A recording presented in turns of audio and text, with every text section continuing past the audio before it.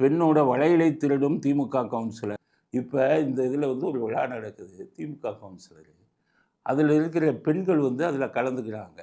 அவங்க கையை நீட்டுறாங்க. கையில் இருந்து அந்த வளையலை திருடுறான் திமுக கவுன்சிலர். இந்த வீடியோ பாருங்க.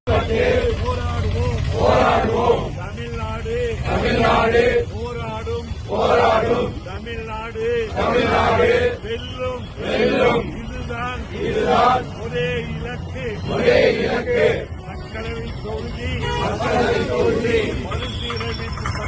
மறுசீரமைப்பு பற்றி ஒரே இலக்கு மக்களவை தொகுதி மறுசீரமைப்பு பற்றி எவ்வளவு கேவலமான விஷயம். ஒரு சமூக விரோதி, ஒரு திருடன் வந்துக்கிட்டே இங்கே கவுன்சிலர் ஆகிருக்கான். பொம்பளைங்க வளையலை கலட்டுறான் அந்த ஞானசேகரனோட சேர்ந்துங்க.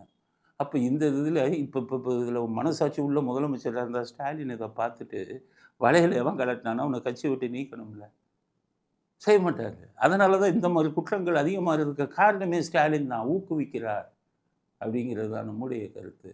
அதனால் ஸ்டாலினுக்கு சொல்கிற அந்த வீடியோவை பார்த்துட்டு அந்த கவுன்சிலரை பதவி நீக்கம் செய்யுங்க.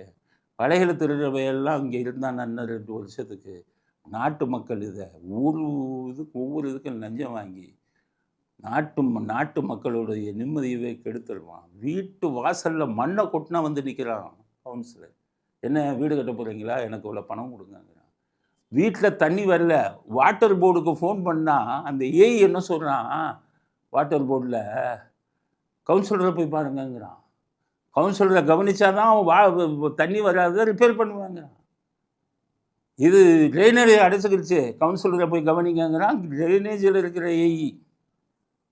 இப்போ இந்த மாதிரி இந்த அரசு ஊழியர்கள்லாம் நான் அந்த கவுன்சிலருக்கு புரோக்கர் வேலை பார்த்துக்கிட்டு இருக்கான். அதனால் இவங்களை முதல்ல தூக்கி நாட்டு மக்களை காப்பாற்றணும். ஸ்டாலினே கொள்ளையடிக்கிறாள், அப்புறம் நீங்கள் இங்கே போய் இங்கே நீதி கேட்குறது. அதனால் என்ன 1.5 வருஷம் 2 வருஷத்துக்கு இந்த கொடுமையெல்லாம் தாங்கி கொண்டிருத்தான் இருக்க வேண்டும்.